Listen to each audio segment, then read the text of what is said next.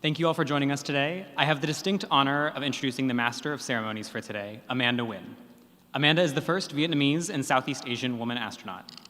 10 years ago, at the crossroads of justice or her astronaut dreams, Amanda traded in her telescope for a pen and drafted the Sexual Assault Survivors' Bill of Rights. The United States Congress and the United Nations passed her laws unanimously, protecting 1.3 billion survivors across the world. For her work, she was named Time's Woman of the Year and was nominated for the Nobel Peace Prize. Please welcome to the stage, astronaut Amanda Nguyen.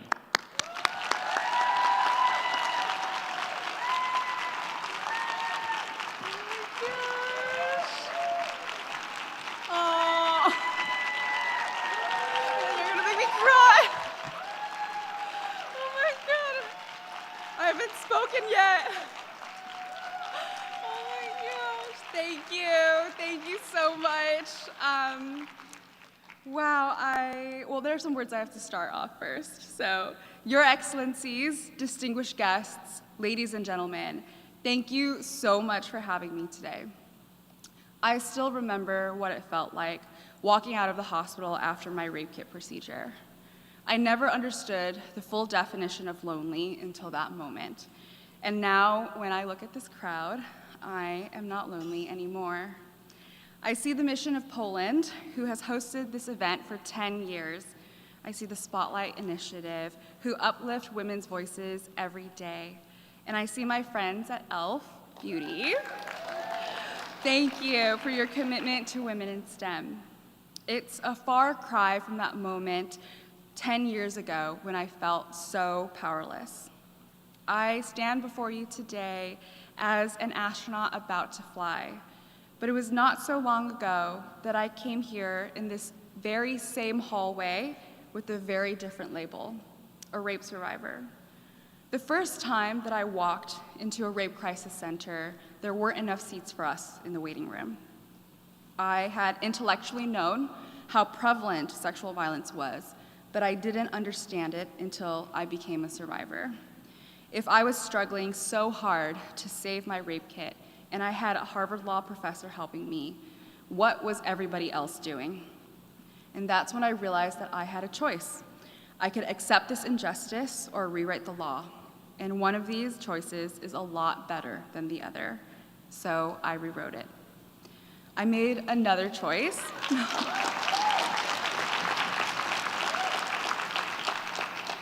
I made another choice to set aside my astronaut dreams to fight for my rights. I traded in my telescope for a pen and created RISE, a nonprofit led by survivors to fight for our rights. And working with you, member states of the United Nations, we drafted a General Assembly resolution on access to justice for survivors of sexual violence. Its central tenets are the justice should not be dependent on geography, that every being deserves the opportunity to be heard. It took 6 grueling years. And they said that it would be impossible to pass this UN resolution. But here, in this very room, I saw you vote for my rights. And in the end, the resolution would earn the distinction of being adopted unanimously by consensus, impacting 1.3 billion survivors across the world. Impossible is just an opinion.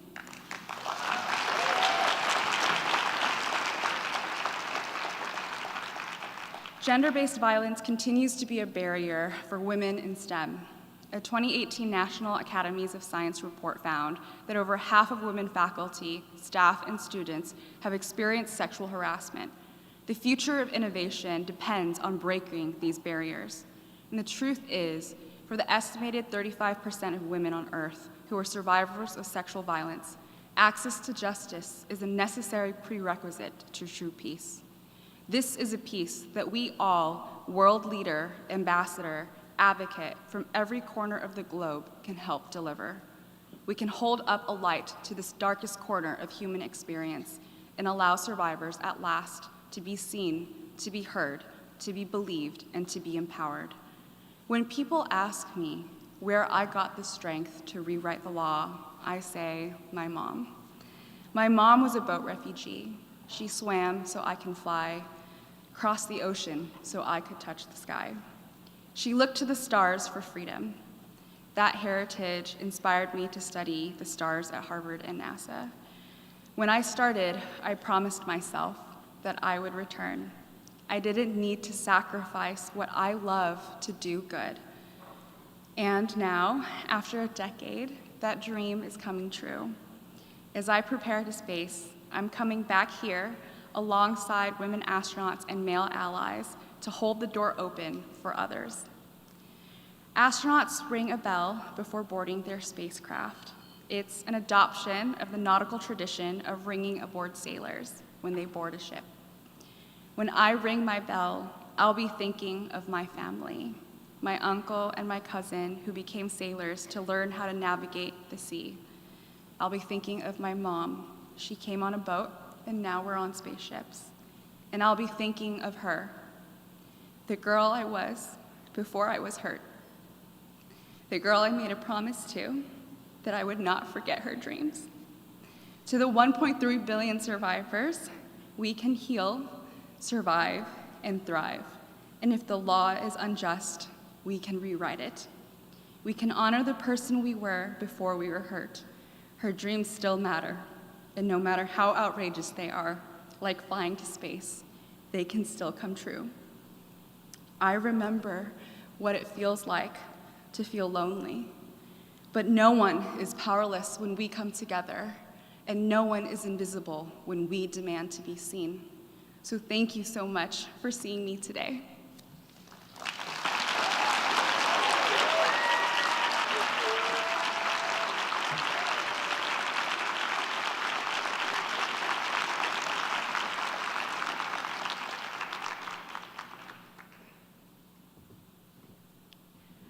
I'd like to now introduce video remarks from Minister Katarzyna Kotula, the current Minister for Equality of Poland.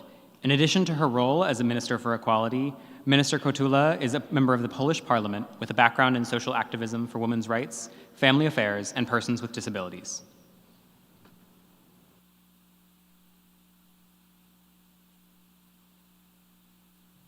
Dear girls and women, it is a great honor for me to share these few words with you during this very special International Day of Women and Girls in Science. It is a good time to remind of the significance and importance of your presence in science, but it's also a good time to remind that we still need gender equality in science. We need more female doctors, and we need more female professors. You probably often hear that you are the future, but I want to tell you, you are the present, you are the hope, and you are the change. We know you are the present because you are already changing the world of little girls who look up to you and who see themselves in your great stories. Of course, there is still a lot to do to reduce the inequalities, reduce gender gap, and to keep on supporting the special programs for girls at universities and girls and women in science. I am speaking these words during a very special time of Polish presidency in the Council, and one of the main topics within my area is gender equality in the rapidly growing digital society. The rapid development of AI must be a chance, must be a tool that we could use to support gender equality and to accelerate gender equality, and these will be the topics of discussion during all the events of the Polish presidency. No more Matildas and men benefiting from women. I want to thank you and tell you that I greatly appreciate your work, your courage, your strength, your ambition, but also your support for other women and for girls who want to enter the science world. That's why I wish you a great meeting, a time to cherish your advancements, but also to build stronger networks and inspire each other. In women's solidarity, I trust, and also in your wisdom. Have a great day of women and girls in science.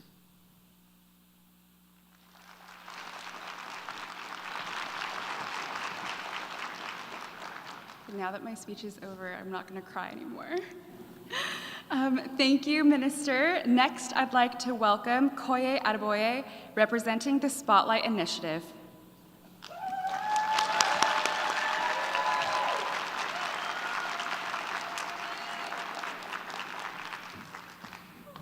Excellencies, colleagues, friends, and young people in attendance today, on behalf of the Spotlight Initiative, the United Nations High Impact Initiative to End Violence Against Women and Girls, it is my singular pleasure to welcome you to the hallowed General Assembly as we honor the achievements of women and girls in science, technology, engineering, and mathematics.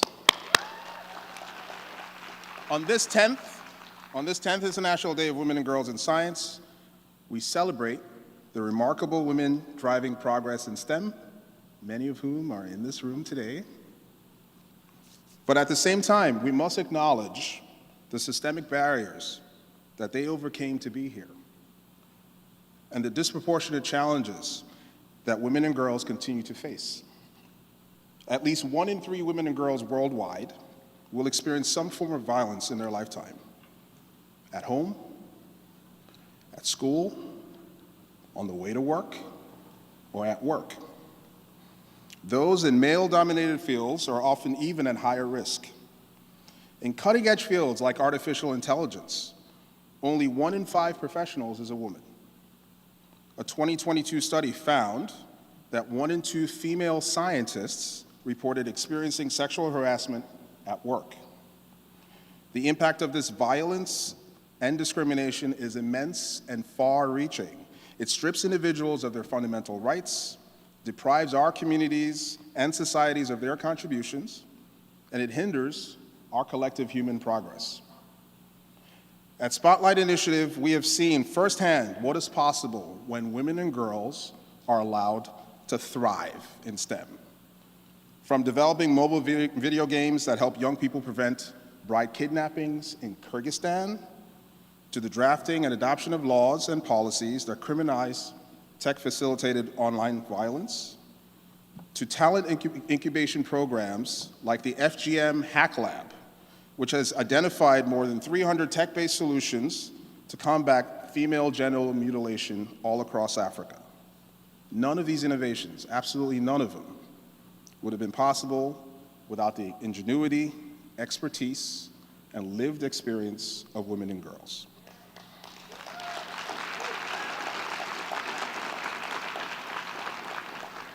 Today's event is a timely reminder that despite the increasing global pushback and a reversion to regressive policies on gender equality, progress for women and girls is here to stay.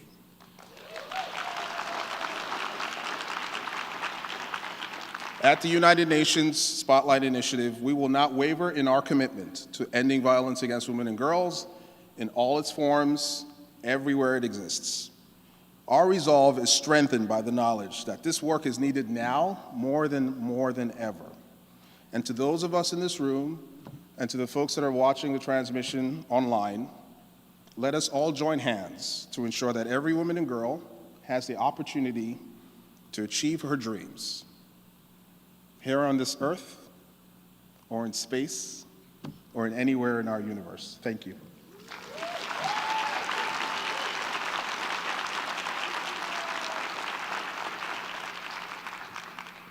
Thank you so much, Koye.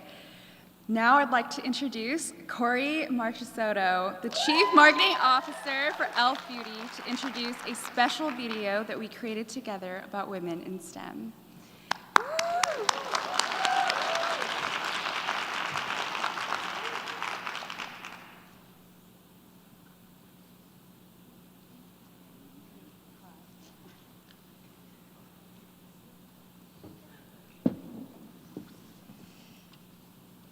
Exceptional, legendary females have taken the stage at the United Nations to advocate for women's rights and gender equality.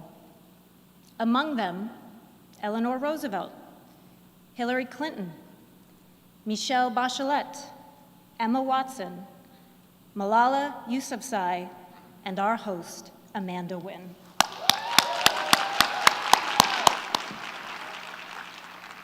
I stand before you today on the shoulders of giants. So why the elf are we here? Who's wondering why Elf Beauty is here? Be honest, raise those hands. I know, yep. And look around, you're not the only ones. Wow, yes, the majority of our employees are women, says the castronaut in the first row. Thank you very much for knowing that. And also 44% diverse. We get this question a lot because we at ELF have made it a habit of showing up in places where no one expects us. But once people get to know us, because we're so cute and lovable, the question shifts from, why the elf are you here, to how the elf can we get involved? Today, we invite you to join us on our mission to democratize dreams for the next generation of trailblazers and changemakers. The journey to this moment is a decade in the making. A decade ago, the UN General Assembly declared this very day, February 11th, as the International Day of Women and Girls in Science, to recognize the achievements of women in STEM, like all of you in this front row, and to encourage young girls to pursue their dreams. What better way to commemorate this historic moment than with the first gathering of women astronauts ever in the history of humanity?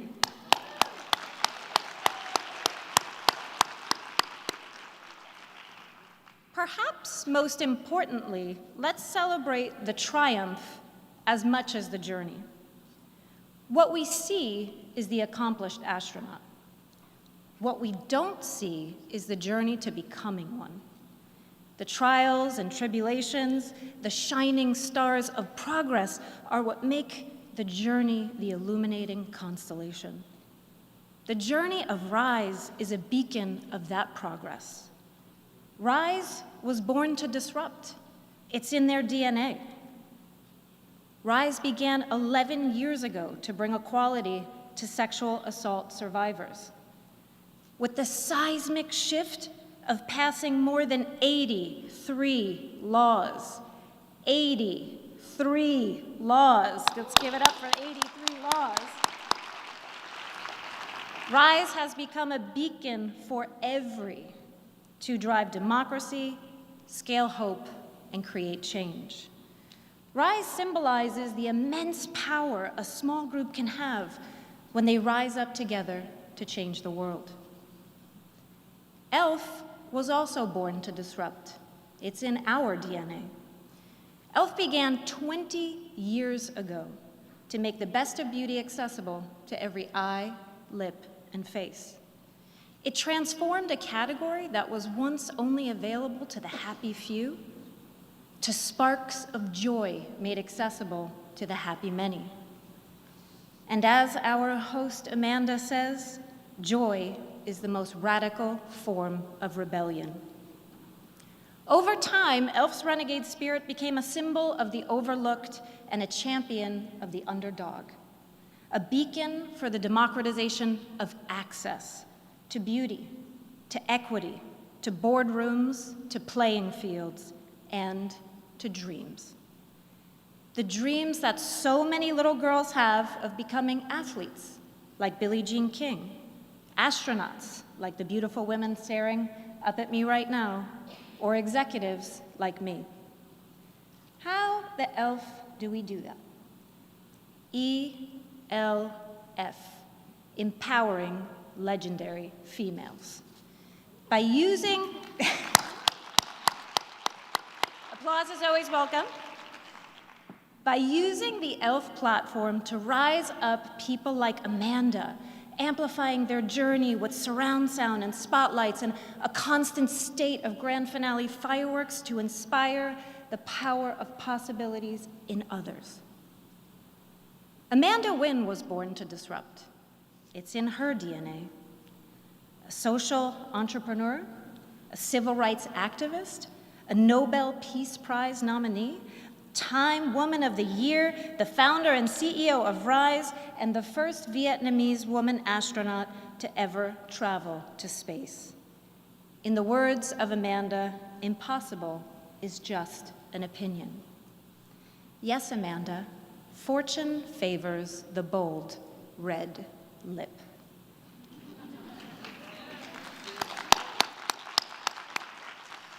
Amanda, to inspire others to dream, eyes wide open, please show yourself.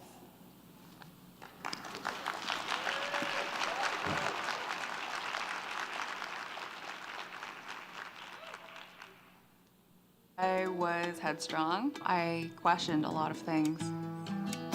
And I love the stars.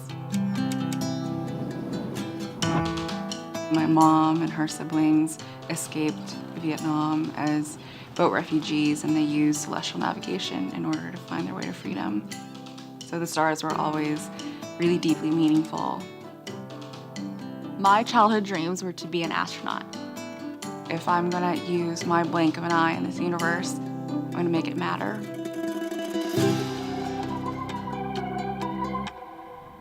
I got into college to study astrophysics, but my astronaut dreams were put on hold when I was raped during my last semester.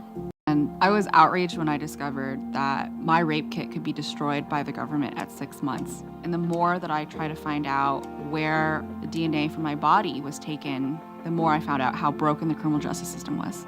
And when I spoke up about my story, so many other survivors reached out. Similar things had happened to them. They said their evidence was destroyed. That's the moment I decided, all right, the story is not mine alone, and I have a choice. I can accept this injustice or rewrite the law. Yeah, so I rewrote it. This process has made me feel an incredible amount of agency. I drafted and passed the Sexual Assault Survivor Bill of Rights through the United States Congress and through the United Nations. So many people told us that it was impossible to pass any legislation through a hyper-partisan gridlock Congress, but impossible is just an opinion. It felt like a curse was breaking. This weight that had been on me had lifted. There are very few activists that in their lifetime put out an idea and then are able to go back to who they were before they were hurt. And now I get to fulfill that promise. I'm going to be the first Vietnamese woman and the first Southeast Asian woman to go to space, and I'm really proud of that heritage. And so when I look out at Earth, I will be sobbing. For me, what's important is holding open the door so that a lot more people can experience this too. Welcome to What's in an Astronaut's Closet. Showing myself means being authentic. It means showing everything. My story, my heritage, my pain, but also my joy. I think joy is the most radical form of rebellion, and so I will be joyful. A red lip to me makes me feel confident, bold, and myself. And I put on a red lip before I testified in front of the world.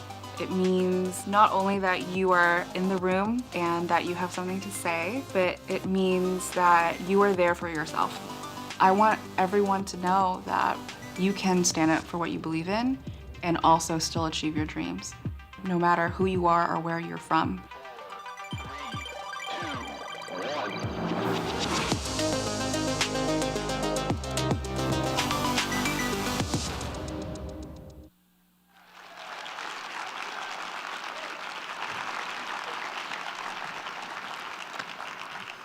Oh my gosh, I need tissues. Thank you, Kory. Next, I'd like to introduce you to a hero of mine, astronaut Cady Coleman. Astronaut Coleman is a former NASA astronaut and a retired U.S. Air Force colonel. Please welcome astronaut Cady Coleman.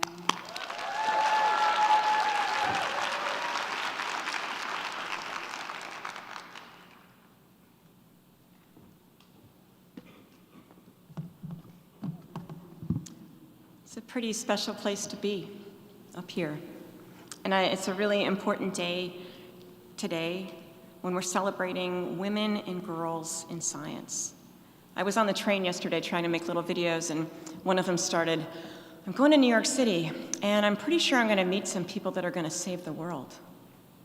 And it's so important that we're able to say that today. I'm excited to be in the company of scientists, engineers, entrepreneurs, doctors, problem solvers, storytellers. So important to tell those stories. Did I mention that they're all astronauts? All women astronauts. Could all of you stand and just turn around and let everybody see you? All of you? There are 16 of us here today. Turn around, say hello.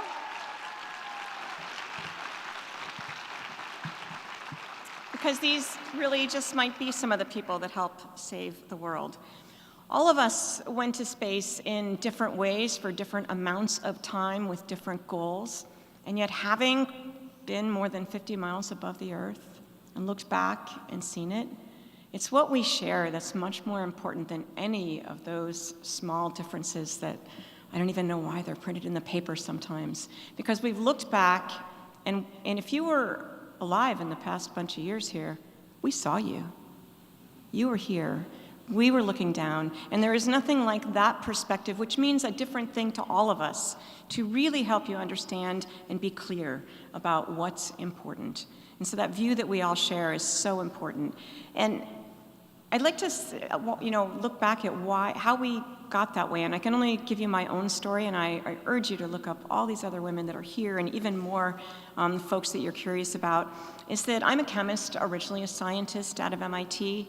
I went to a lecture that I saw a little thing on the bulletin board for. Sally Ride, first American woman astronaut, was giving a talk, and I just suddenly realized I wanted to go and I wanted to see that. I had never thought, I was 21 years old. I was a senior at MIT. Never thought about being an astronaut, ever. And I saw her on that stage. I listened to her talk. She was passionate about what she did, what she wanted to do.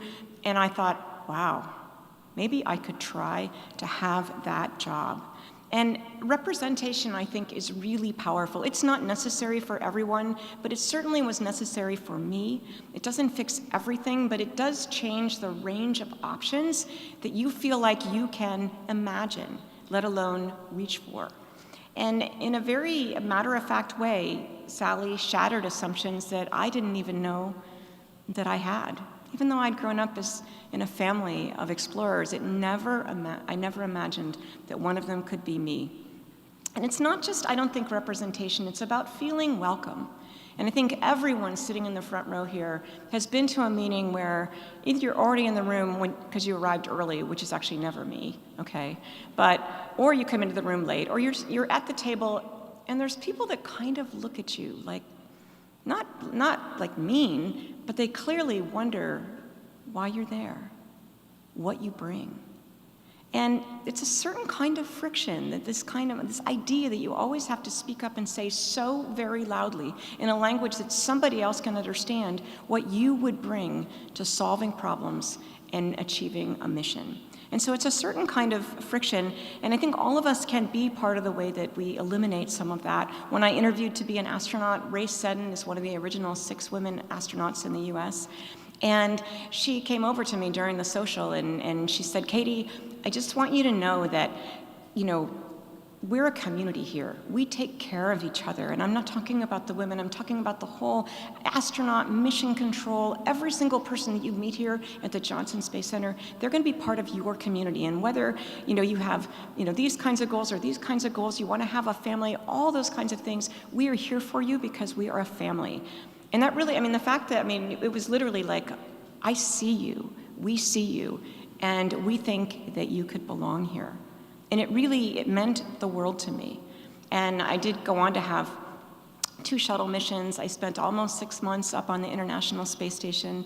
I have a wonderful family, 2 grown boys. When the one who's 24, when he was a couple years old, like maybe 4 or something, there was a picture, like a big stand-up cutout thing of an astronaut, and he looked at me in a big spacesuit, and he goes, Mommy, is that you? And I said, no, sweetie, that's not me. And he says, well, then whose mommy is it?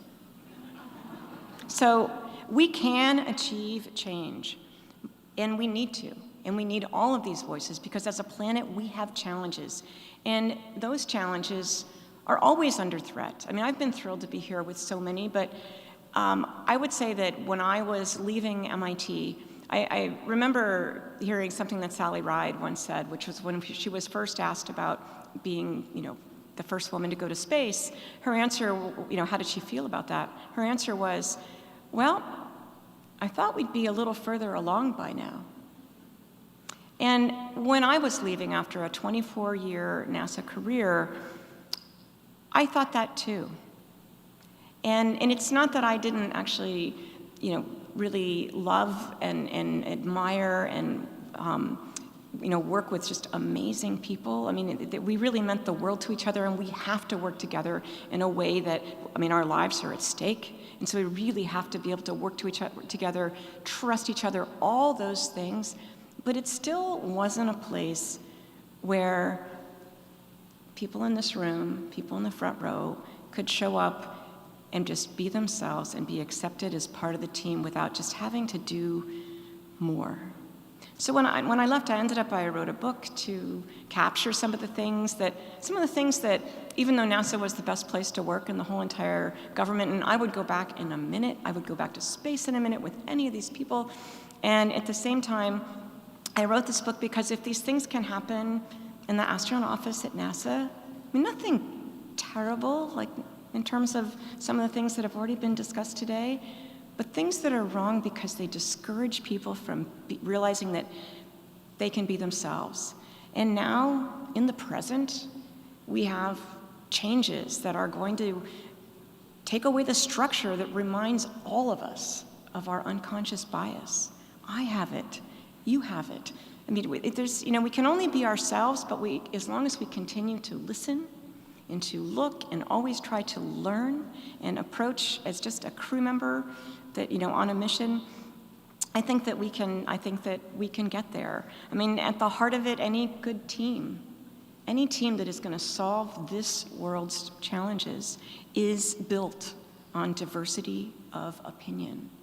That's a quote from one of the flight directors, Lisa Jackson, from the European Space Agency. Having people of different backgrounds with the right skills of the job, that's what it's all about. And something that we've had difficulties with at NASA in the past is groupthink.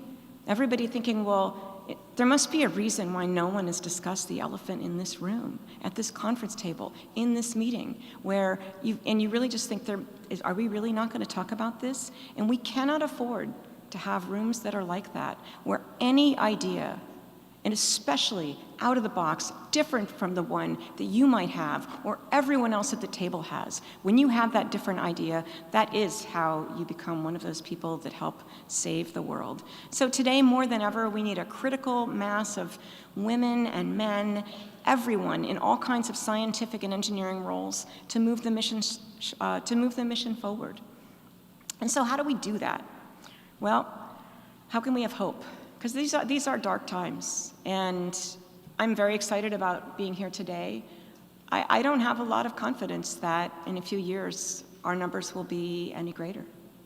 And I'm really afraid of our numbers in companies, in organizations, in the government, where it's all, everyone here in the front row understands how many people it takes to launch a rocket and bring those people home safely. And that takes practicing, rehearsals, simulations. It takes many years, more than 5, to become a person who joins NASA with a college degree, works in mission control, and becomes one of the people that you see on the TV in the front room. And so if we discourage anyone now, we will not have them. And so in the face of all of this, why do I have hope? First of all, it's because of that view of the Earth, that looking down, everyone is down here. Every single person. When we're on space crews, we look around, and the only people that are going to help us solve a problem are the people right next to us.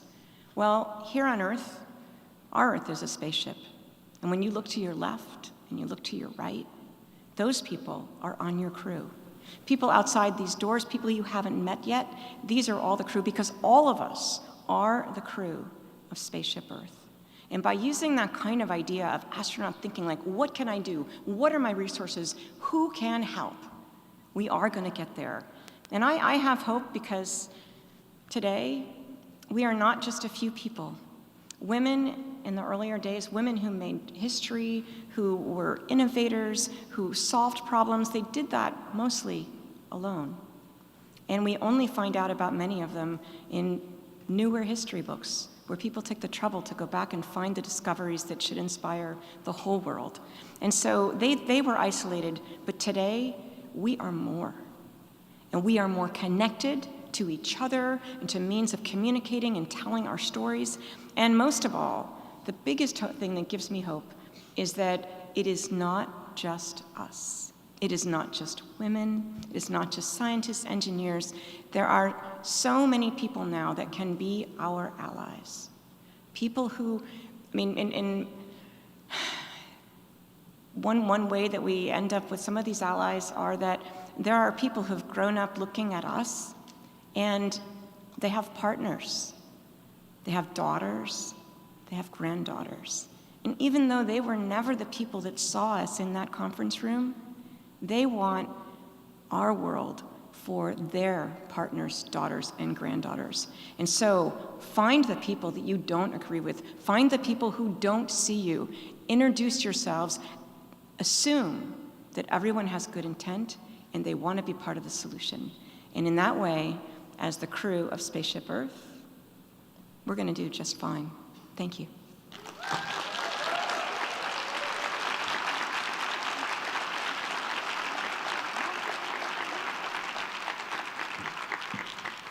Thank you so much, Astronaut Coleman. Now I'd like to introduce you to astronaut Jeanette Epps.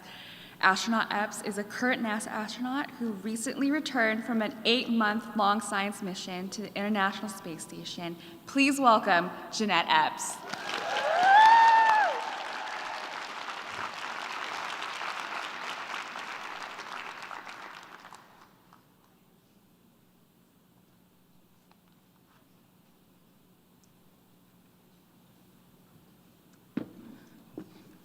It is such an honor to be here. Your Excellencies, distinguished guests, ladies and gentlemen, I am honored to be here to celebrate this International Day of Women and Girls in Science. As a child, I spent many evenings looking up at the stars from my bedroom window. That a little girl in Syracuse, New York, could go from looking up at the stars to floating among them on the International Space Station, and now to standing before this distinguished group today is proof that dreaming big can take us to many unexpected places. My preparation for space took 15 years and culminated in nearly 8 months on board the International Space Station. Viewing our planet, our home, from that vantage point, I often reflected on my journey, on both the opportunities I had and the obstacles I overcame, and how I found my power. I was fortunate to have access to the people, internships, scholarships, and other educational opportunities that ensured that I could pursue my dream of becoming an aerospace engineer and later be prepared when it was time to go to space. The preparation I received was not all academic or professional. No one wants obstacles or setbacks, but sometimes they can be great teachers. The most important lesson they taught was that I have the power to choose how I respond. I also learned to be resilient and determined, essential tools to build the future you dream about. But they aren't learned in the pages of your books. They come from stepping out into the world, applying your education, your experience, and knowing that you are not alone in this journey. I found my power with the help of those who created the opportunities that prepared me for my future, and also through the setbacks and obstacles that I encountered. I am grateful for them. Big dreams without preparation, without opportunity, without action will lie fallow and fade away. We have a responsibility to create opportunities for the next generation of girls and women in STEM, and education is only half of the equation.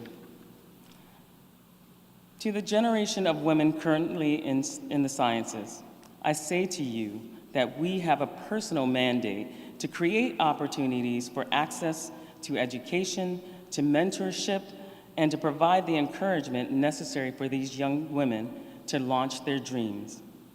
We need to lift each other up at every turn.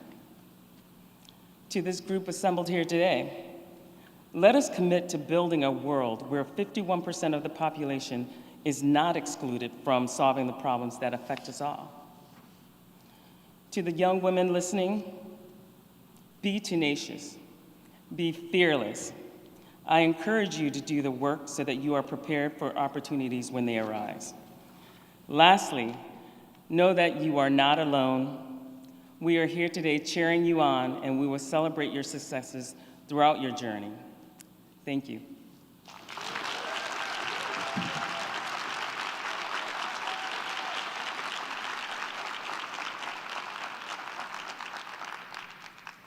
Thank you so much, Astronaut Epps.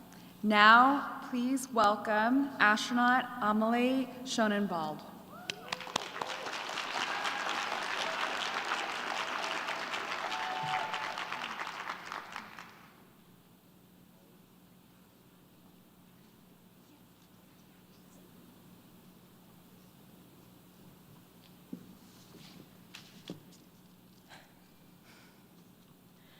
Your Excellencies, distinguished guests, ladies and gentlemen. As a German, and more precisely a Bavarian, I come from a culture known more for its stoicism than for its emotions. Yet, I find myself here, moved beyond words. To stand before the United Nations, a place where humanity's most urgent challenges are debated and resolved. Thank you.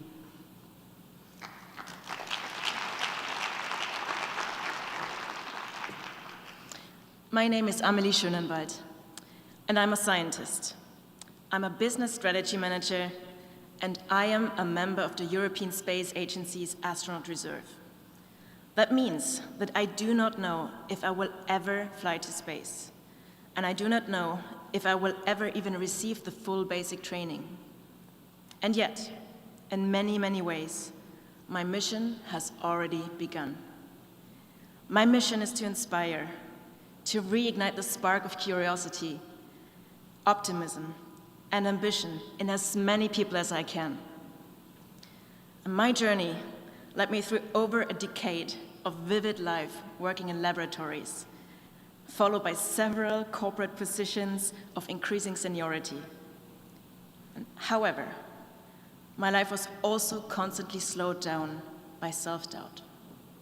Imposter syndrome was and still is a very frequent companion. Would you believe that I was told I wasn't, and let me quote here, intellectually capable of finishing a master's degree by a committee member during my master's application? I was reminded, subtly, and sometimes not so subtle, that I did not fit the mold. But who decides what the mold looks like anyways?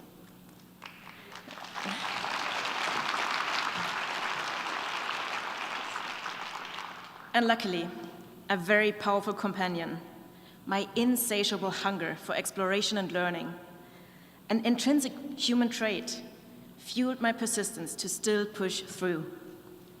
And this same drive is what led humankind to the moon, and it will lead us back to the moon and even beyond. Because space is more than just a frontier, it's a mirror, reflecting at us the very essence of what it means to be human. And a crucial ingredient for that is scientific collaboration. It's teamwork beyond borders, and the youthful courage of pioneers with diverse backgrounds and perspectives who are not willing to accept the status quo. And it is our duty to empower those pioneers, girls and boys alike. A few months ago, a young shy girl approached me and asked with a trembling voice, "Aren't you ever scared?" And her eyes were filled with vulnerability and hope. I understood that she wasn't asking about the risks tied to spaceflight. It was about the self-doubt weighing very heavy on her, about standing up for herself, taking tough decisions, and believing in her own abilities. And let me share a secret with you guys. Most people fail at becoming an astronaut, not because they lack the abilities, but because they don't apply. And this is not just about space. This is about every kid who has been told that math and physics is not for her. Every woman who has been underestimated in a laboratory or in a boardroom. Every scientist who has been dismissed before they even had a chance to prove themselves. I stand here today because, despite my own doubts, I dare to take the first step. And if there's one message I want to leave with you, it is this. Dare to dream and dare to take that first step. And more importantly, create an environment where others can do the same. We have the responsibility to be the role models and allies we have never had. Role models and allies who should come in all sizes, shapes, and colors. To offer a variety where everybody finds something to choose from. And all of us have the power to give voice to others. And this begins with how we listen, how we support, and how we lift each other up. It starts with our individual actions and extends to policies that ensure equal opportunities, regardless of gender, origin, or orientation.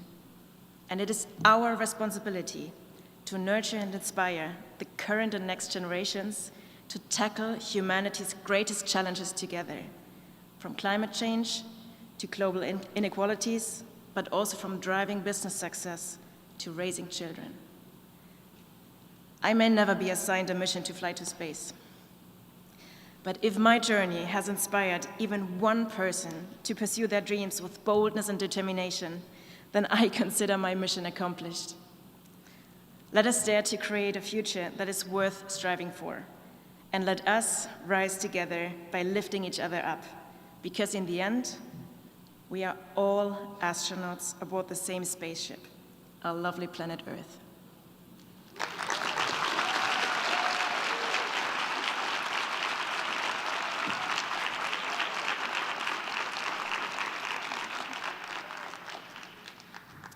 Thank you so much. Now I have the distinct honor of welcoming my space sister, astronaut Sian Proctor. Astronaut Sian Proctor will perform a poem. Please welcome Sian.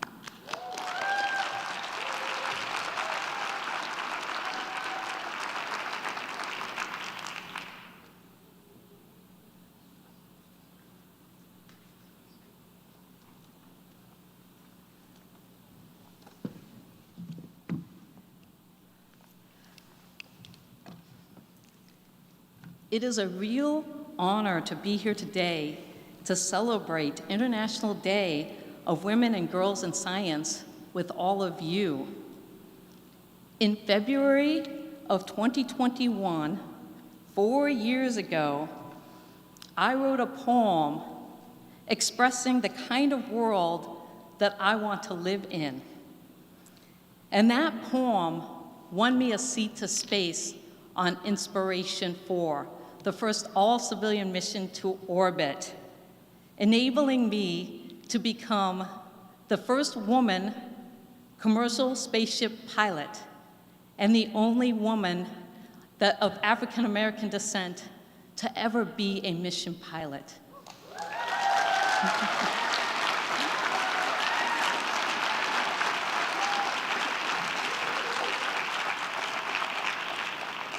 But that poem also enabled me to be the first artist ever selected to go to space, even though I'm a geoscience professor. Would you like to hear my poem called Space to Inspire? Wait, would you like to hear my poem called Space to Inspire? This is the poem that won me a seat to space.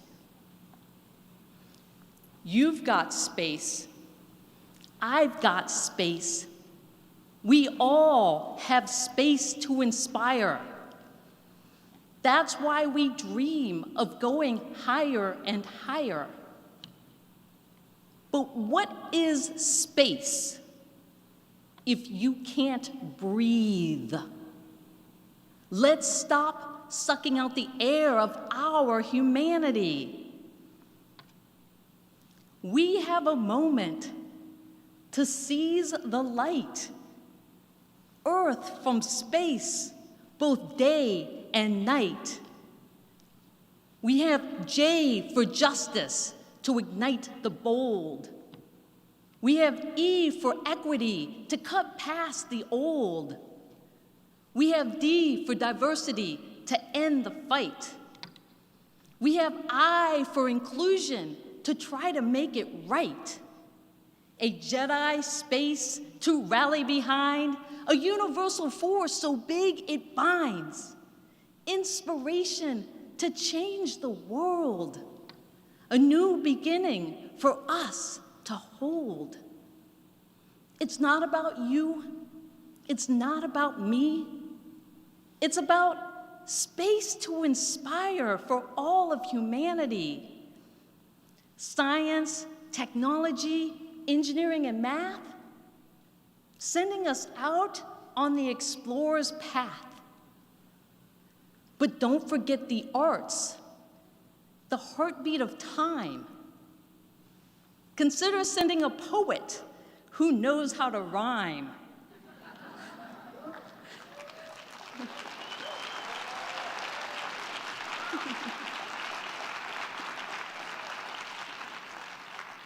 So let us drop the mic and close the capsule door, but let us make sure that the entire Earth is on board.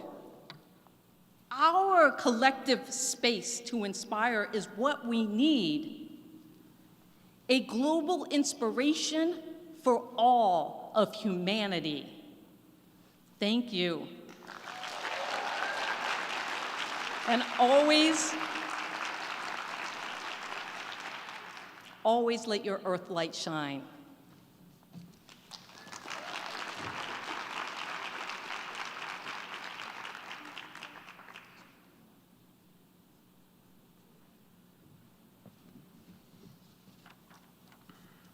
Thank you, Astronaut Proctor. Next, I'd like to take a moment to honor each woman astronaut who has taken her time to be with you today. Each of these women are incredibly accomplished and have pushed the space industry forward in strides. It is an honor to present each woman with a certificate to honor her before you today.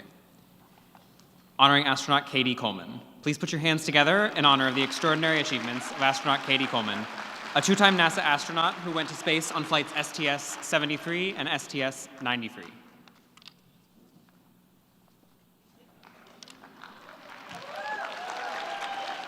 Honoring astronaut Dottie Metcalf-Lendenberger, please put your hands together in honor of the extraordinary achievements of astronaut Dottie Metcalf-Lendenberger, a NASA astronaut who went to space on flight STS-131. Honoring astronaut Sarisha Bandla, please put your hands together to honor the extraordinary achievements of astronaut Sarisha Bandla, a Virgin Galactic astronaut who went to space on flight Unity 22.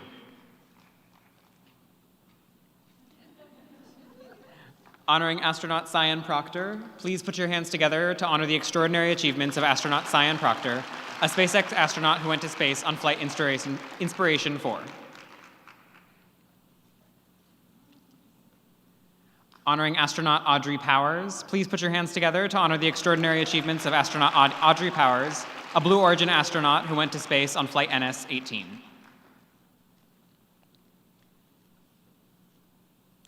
Honoring astronaut Sharon Hagel, please put your hands together in honor of the extraordinary achievements of astronaut Sharon Hagel, a two-time Blue Origin astronaut who went to space on flights NS-20 and NS-28.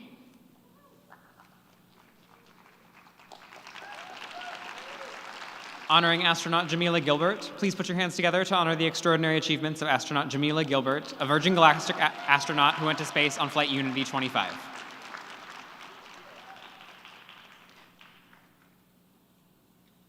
Honoring astronaut Keisha Shahoff, please put your hands together to honor the extraordinary achievements of astronaut Keisha Shahoff, a Virgin Galactic astronaut who went to space on flight Galactic 2.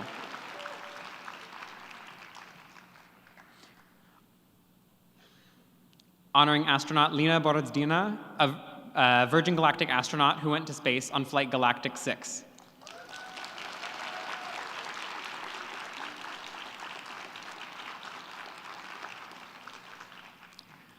Honoring astronaut Jeanette Epps. Put your hands together in honor of the extraordinary achievements of astronaut Jeanette Epps, a NASA astronaut who went to space on Flight SpaceX Crew 8.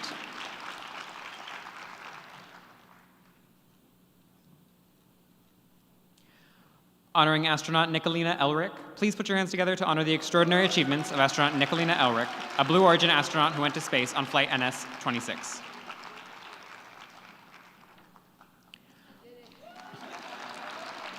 Honoring astronaut Carson Kitchen. Please put your hands together in honor of the extraordinary achievements of astronaut Carson Kitchen, a Blue Origin astronaut who went to space on Flight NS-26.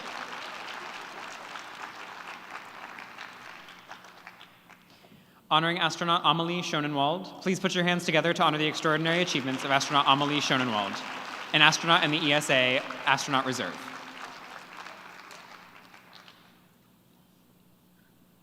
Honoring astronaut Aisha Bowe. Please put your hands together to honor the extraordinary achievements of astronaut Aisha Bowe, an astronaut who will be flying to space with Blue Origin.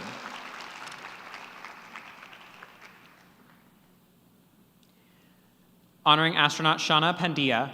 Please put your hands together in honor of the extraordinary achievements of astronaut Shana Pandya, an astronaut who will be flying to space with Virgin Galactic.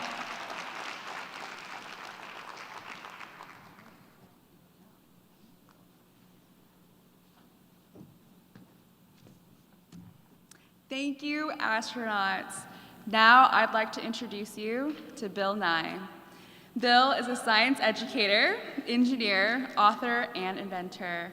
He aims to help foster a scientifically literate society through making science entertaining and accessible. Please welcome Bill Nye.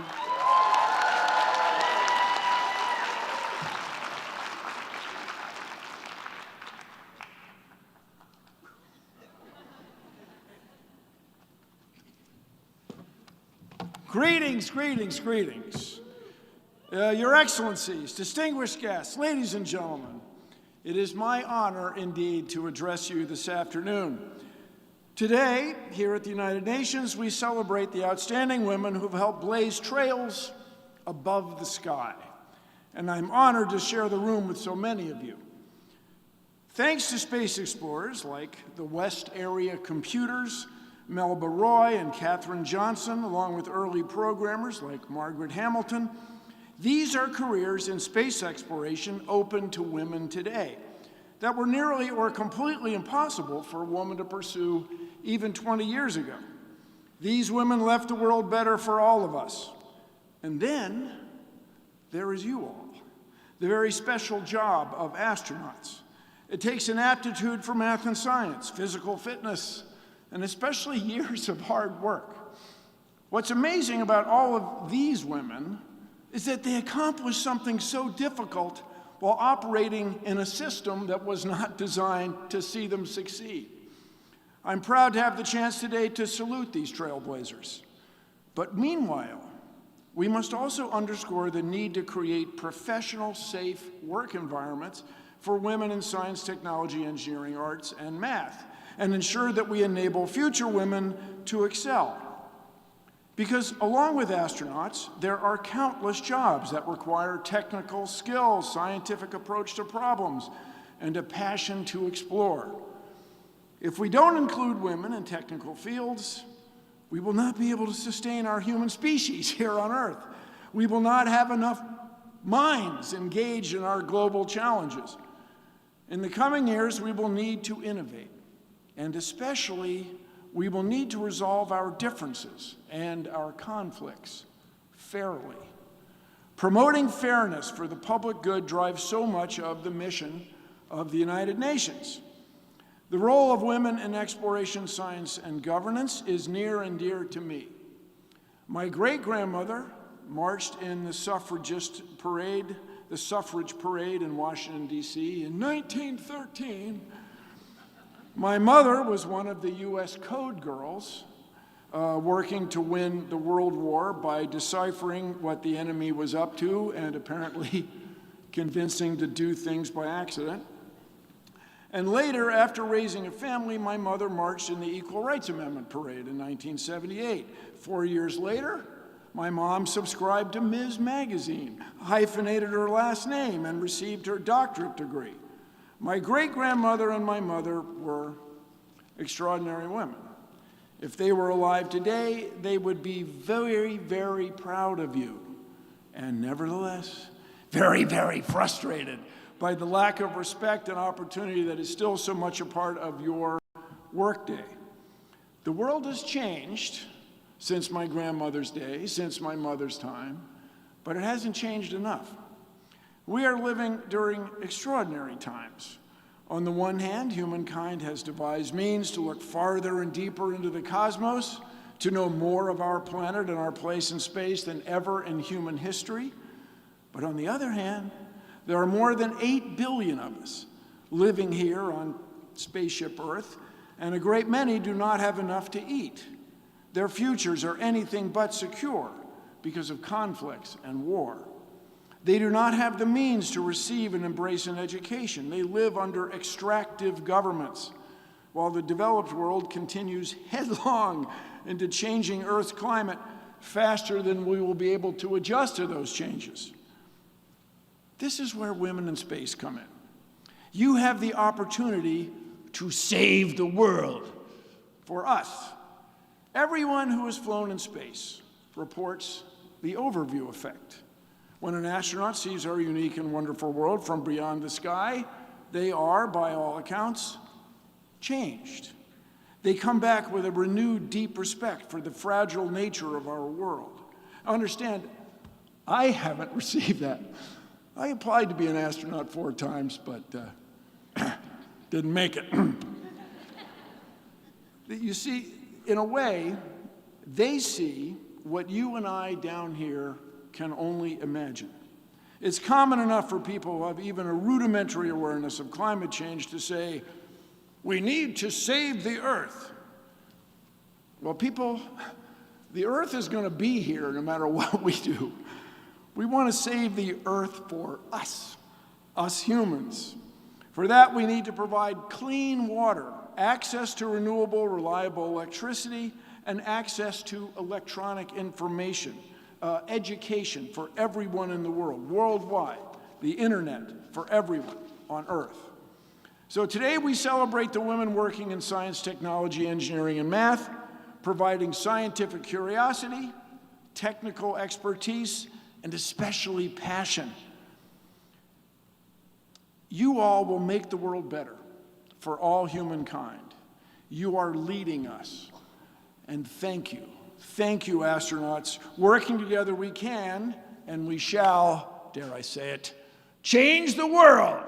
Thank you very much. Thank you. Let's go.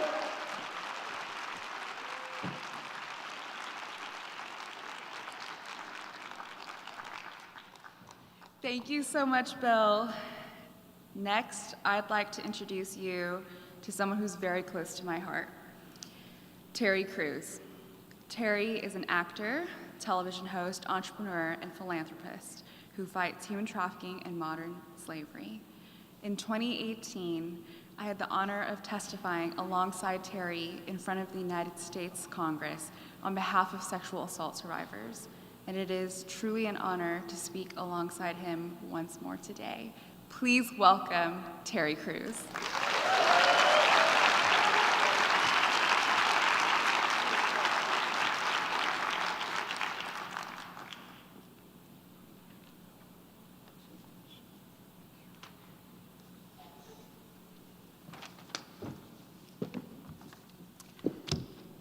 Wow, I'm so inspired today.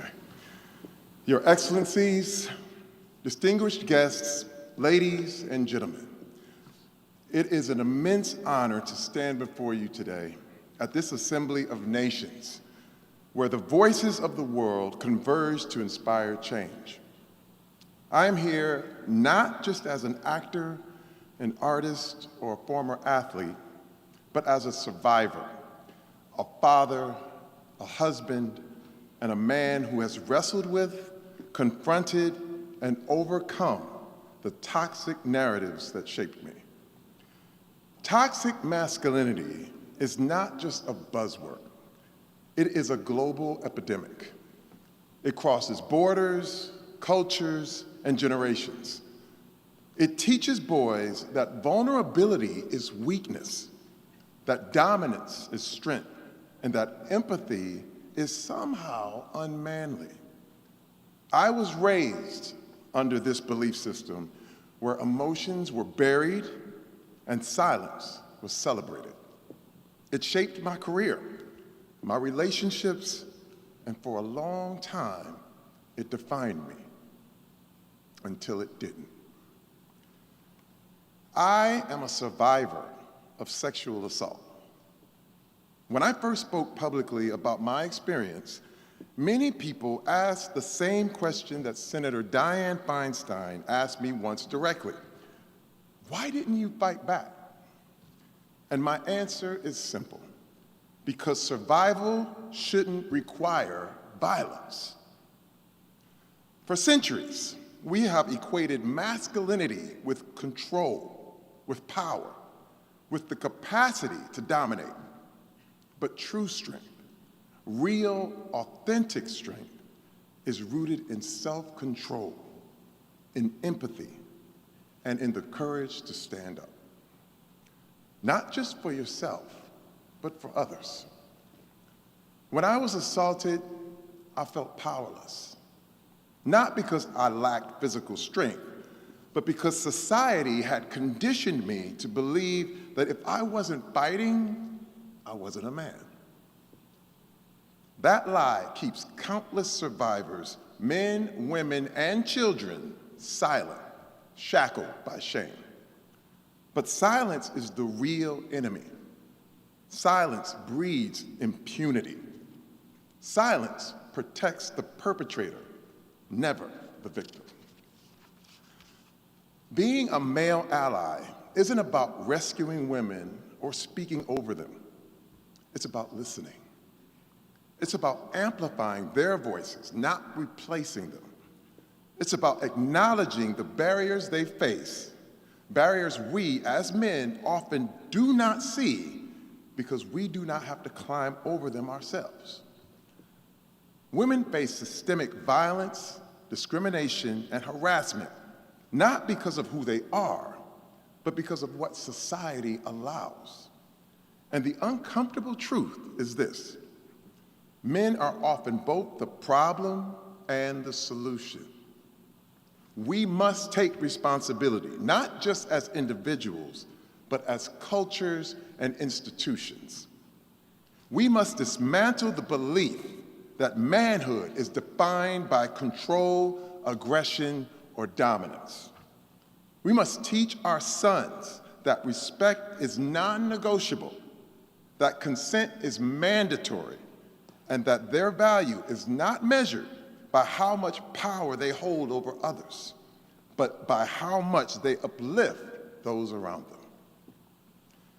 Sexual violence has a lasting impact. It doesn't end when the incident is over. It echoes through every part of a survivor's life, through their relationships, their careers, their sense of self-worth. I know this because I live it every day. But I also know that healing is possible, and healing starts with truth. I stand here today because I refuse to be silent. And I ask all of you, leaders of nations, architects of policy, defenders of justice, to break the silence with me, to create environments where survivors are believed, where perpetrators are held accountable, and where masculinity is redefined to include kindness, vulnerability, and courage. This is not just a women's issue. This is a human issue, and humanity demands that we do better. Thank you so much.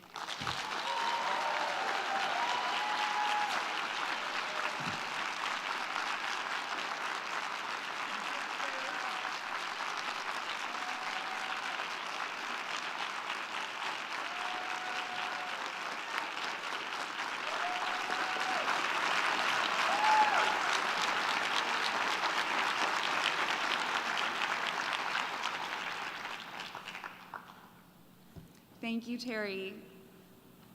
Next, I'd like to shift into the member state portion of today's event, where we will hear from representatives from each of the 5 UN regional groups to speak about the importance of uplifting women in STEM. I'd like to recognize the ambassador from the European Union to give remarks on behalf of Western European states.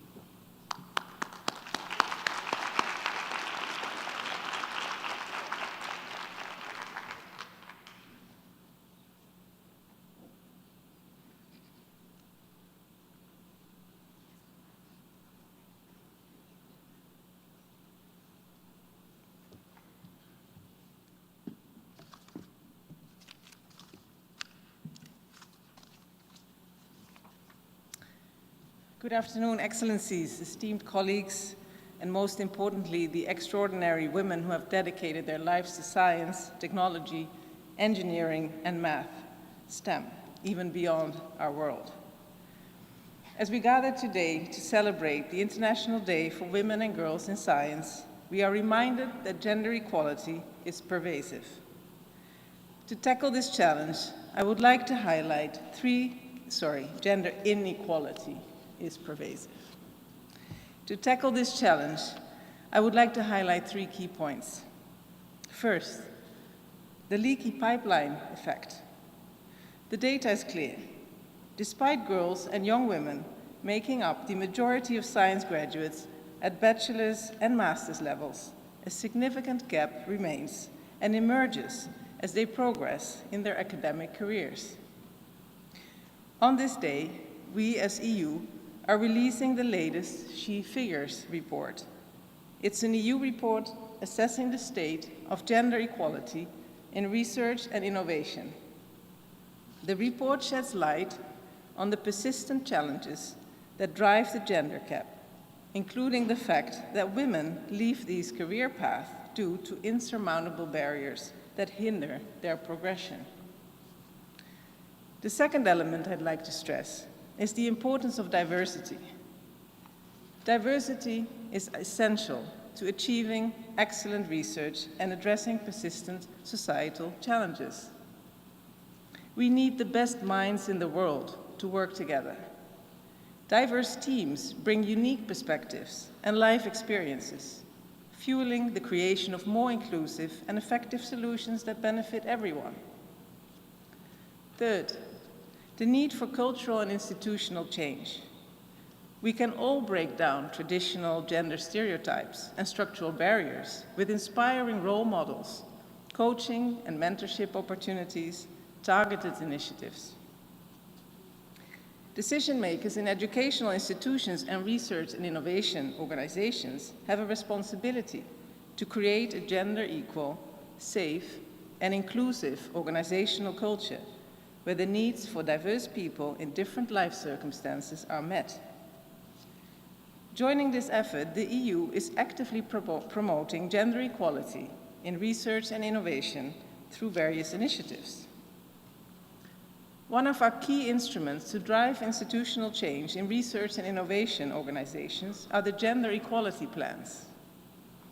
With such a plan in place, we publicly commit to improve gender equality for achieving gender balance in leadership and decision-making, improving career prospects, or establishing measures against gender-based violence. Further, to drive much-needed structural change, we now require that all applying higher education institutions, research organizations, and public bodies have a gender equality plan in place to be eligible for funding under the Horizon Europe program. It's a strong requirement that has the potential to be a game changer and improve the situation for women across the EU and beyond. Institutions that embody inclusivity, diversity, and equal opportunities can win a Horizon Europe prize and become part of a community of EU gender equality champions, creating a community who inspire other academic and research organizations to become champions themselves. Lastly, we fund projects under Horizon Europe and Erasmus+ to integrate art and social sciences into STEM education. With the STEAM education approach, Students are not only equipped with key STEM competences, but also with creativity, critical thinking, and problem-solving skills. These are essential for tackling today's complex challenges. In closing, I'd like to thank Poland and the United Nations Spotlight Initiative for bringing us together today on this very important topic. I thank you for your attention.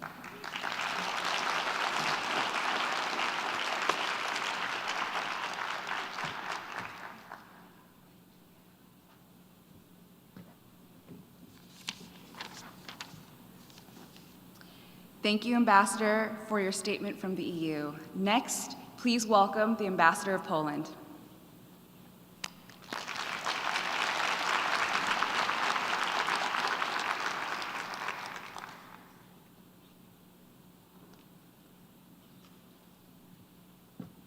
Thank you so much. It's so good to see you all here. No, every day it's all about us. Today it's all about you. So thank you very much for coming to this event. Distinguished guests, ladies and gentlemen, colleagues, it is a great honor for Poland to co-organize today's event alongside with the UN's Spotlight Initiative and the RISE in celebration of the 10th International Day of Women and Girls in Science. This occasion is not only the opportunity to recognize the remarkable contribution of women and girls in the STEM fields, but also a powerful call to action. Too many barriers still hold them back. Discrimination, stereotypes, and in too many cases, violence, as we heard today. For Poland, advancing gender equality and combating violence against women and girls is a top priority. Science and innovation cannot thrive when half of the humanity faces discrimination, harassment, and violence, and simply for daring to dream, to discover, and to lead. Too many brilliant minds have been lost in prejudice. Too many voices have been silenced by injustice. If we are to shape a future that is fair, prosperous, and sustainable, we must ensure that every woman and girl has the opportunity to pursue a career in science, free from fear, free from bias, and free from limits imposed by outdated stereotypes. This is why Poland has taken concrete steps to strengthen protections for women and girls at the national level. Last year, we have significantly increased funding for the prevention of violence and reformed the legal definition of rape to better protect victims and survivors. In Poland, when we think about the women in science, one name immediately comes to our mind. It is Maria Skłodowska-Curie, Marie Curie, who was actually born Polish and keep her Polish heart till the very end of her life. She was more than a scientist, as we all know. She was a trailblazer who defined the norms of her time, shattered glass ceilings, and illuminated the world, quite literally, with her groundbreaking discoveries. She not only coined the very word radioactive that we all use today, but also became the first woman in history to win a Nobel Prize, and the only person ever to win it in the two different scientific fields. As if that weren't enough, she was also the first woman to become a professor at the University of Paris, proving that talent and determination could break through even the highest barriers. So her history is a statement to what women can achieve when given a chance. And that's a role model for all the women and girls in science, I believe. Yes, more than a century later, the gender gap in STEM remains far too wide. Today, women make up only a fraction of the world's scientists, engineers, and tech leaders, not because of the lack of talent, but just because of lack of opportunity. And this is where we, as governments, international organizations, and civil society, must step up. We must invest in education, create policies that support women and girls in careers in the STEM, and ensure that the sexual and gender-based violence, discrimination, and bias do not force talented women out of the field. If we fail to do so, we are not just failing women and girls, we are actually failing humanity as a whole. Poland is committed to being the part of the solution. We are proud to support initiatives to empower women and girls in science and technology, such as this one, and we're determined to continue breaking down the barriers that still stands in their way. While Poland is yet to see its first women astronaut, we have sent two men into the space, one in the past and another, Sławomir Znański-Wiśniewski, is just preparing to be soon embark on his mission. But let me be clear, the day when a Polish woman follows the footsteps of those that we heard before me, it's not a question of if, but when. The sky is no longer the limit, and for women and girls everywhere, it never was. Let's make sure that every girl who looks up to the stars knows that she belongs among she belongs among them. The future belongs to her, and it is bright. And my message is very clear: never quit. The winners never quit. The quitters never win. And the greatness does not come from the fact that we never fall, but the fact that we rise every time we did it. So all the best for you, and thank you very much for coming today to the United Nations.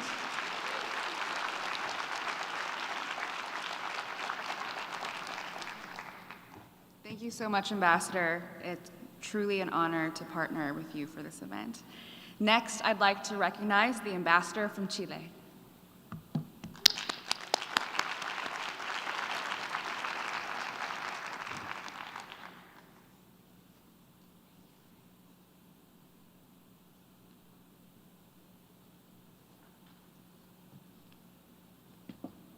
Thank you very much. It's quite hard to speak after this beautiful experience we have heard this afternoon. And it's also very beautiful to see this GA hall full of this energy and these vibes. Excellencies, distinguished guests and delegates, it is an honor for me to represent Latin America and my own delegation, Chile, on this important occasion, where we celebrate the achievement of women and girls in science and technology, while also reflecting on the challenges we still face in the fight for gender equality in these fields and others. Latin America has made progress in implementing public policies for gender equality in science, technology, engineering, and math, reflected in national plans, regional agreements, and affirmative action programs. In recent decades, the debate of the low participation of women in STEM has gained greater relevance, especially in a context where technology and artificial intelligence play a central role in the global economy. Latin America and the Caribbean have made significant progress. Currently, 41% of STEM graduates are women, a percentage higher than the global average, 38%, and that of the OECD countries, 37%. This is why we firmly believe that the roadmap to achieve further progress lies in ensuring equal opportunities for women and girls to develop and thrive in STEM careers. This, without a doubt, helps to reduce the gender pay gap, improve women's economic security, and promote access to education, training, and research in science, technology, engineering, and math. This is a priority for a group of like-minded countries in Latin America. Is that this will be a key point we will defend at the upcoming CSW69. For us, it is essential to focus on a gender perspective and emphasize the importance of ensuring equitable access for all women and girls to affordable and accessible information and communication technologies, digital literacy, capacity building, and access to digital finance. We must also address the need to close the gender-digital divide and the growing disparity between developed and developing countries in access to information and communication technologies. In Chile, we have worked tirelessly to create an environment where women can develop professionally without fear of violence or harassment. Our country has implemented public policies that promote gender equality in all sectors, with a special emphasis on education and science. We know that fostering a culture of respect and safety is fundamental so that women can become agents of change, free from fear or reprisals or the structural violence that still affects so many of them. In my country, we firmly believe that more women, more science. to encourage, promote, and inspire more women, teenagers, and girls to choose careers in science, technology, engineering, and math. This is not only to increase female labor participation, but also to elevate the presence of women in historically male-dominated fields. We have taken concrete steps to make this happen, such as the National Gender Equality Policy for Science, Technology, Knowledge, and Innovation, and its action plan, 50-50 by 2030. This event is an opportunity to highlight the exceptional achievements of women, such as the astronauts who join us today. They are shining examples of what women can accomplish when given the right opportunities. However, they also remind us the barriers that still exist and the urgent need for all of us to work together to build a future where science and technology are open and safe for everyone. Dear friends, allow me to confess something that makes me really happy. I cannot help but proudly mention two young Chilean women who aspire to become astronauts. They serve as an inspiration to other girls, proving that there is no place where women cannot be. In the coming months, one of them will undergo training at NASA, continuing to inspire more women and girls to reach for the stars. I call upon all of us to ensure that women in science are no longer the exception, but rather the new normal. It is essential to create inclusive environments, implement policies that support gender equality, and provide the necessary opportunities for women and girls to thrive in STEM fields. Only by breaking down barriers and fostering equal participation can we truly unlock the full potential of science and innovation for the benefit of all. I call on all of us today to commit to fostering the participation of girls in science from an early age, encouraging interest in STEM disciplines in schools, and creating support networks that allow female scientists to grow, advance, and reach their full potential. Thank you very much. Muchas gracias.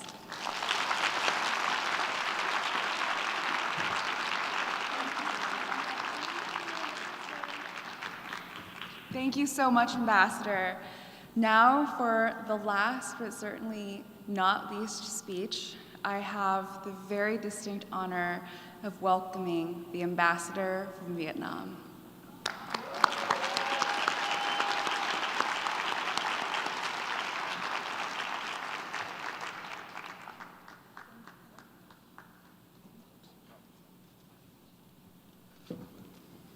Excellencies, distinguished guests, ladies and gentlemen, on the occasion of the 10th Annual International Day of Women in Science, Technology, Engineering, and Mathematics, I thank the Permanent Mission of Poland, the Spotlight Initiative, and RISE for co-hosting this meaningful event to highlight the role and contribution of women in STEM, and to celebrate the extraordinary achievements of women astronauts and their journeys to space. Colleagues and friends, true advancement demands more than rhetoric. It requires embedding diversity, equity, and inclusion into the fabric of our societies. Women must be empowered not only to participate, but to lead, innovate, and catalyze change. Tackling global challenges, from climate change to health crisis, requires full participation of all talent, making the empowerment of women in STEM not just a moral imperative, but a strategic necessity for an equitable and prosperous future. Over the years, Vietnam has made significant strides in ensuring equal opportunities for women and girls in education, employment, and leadership. We are proud of Vietnamese women, and we are proud to have Amanda Nguyen who is set to become the first Vietnamese woman to go to space, and who is also our co-host today.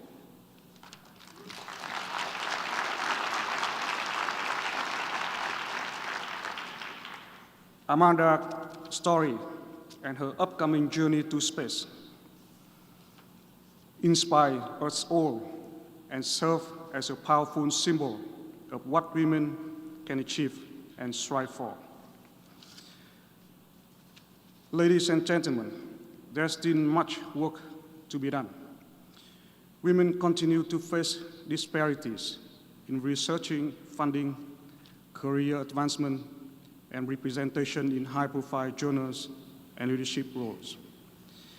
While this event serves as a powerful reminder that women's potential knows no bounds, systemic barriers such as gender equality, inequality, discrimination, and violence continue to hold many backs. As we celebrate this gathering of pioneering women astronauts and reflect on their extraordinary journeys, we must reaffirm our commitment to dismantling these barriers and fostering an environment where women and girls can pursue their aspirations in STEM without limitation. Vietnam is committed to standing alongside with the international community and all of you presenting here today in advancing gender equality and women's empowerment to uplift women and to realize all of your aspirations. Thank you.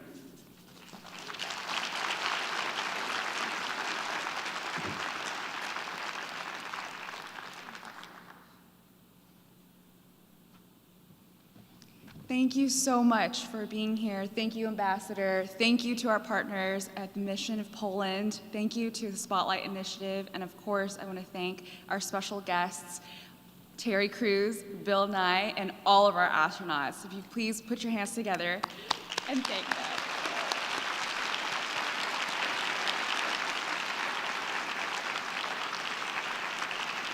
I just want to end by sharing a story from my heart, which is that the first time that I ever spoke to any policymaker, it was really difficult to share my story. I had made the choice to set aside my astronaut dreams, and I remember crying when I got home because it was so hard. I was just like, I just need somebody to tell me that they love me. And the next morning, as a pathological optimist, I went back to the United States Senate to try to fight for my rights. On my Uber ride there, I met a driver who was kind of stoic, didn't really talk to me, but at the end of the ride, he asked me why I was going, and I shared with him that I was fighting for these rights. And he turned to me and he started crying, just tears welling from his eyes, and he said, my daughter was also raped, and what you shared with me, she also went through too. When he stopped the car, he said, can I shake your hand? Thank you so much for fighting for her. Has anyone told you that they love you today? I love you. And I'll never forget that, Dad. And so as I'm here, as we're concluding this event, I just want to say thank you from the bottom of my heart for reminding me of that story and for being here, because our story is the story of progress. And I just want to say again, thank you so, so much. Happy International Women and Girls in Science Day.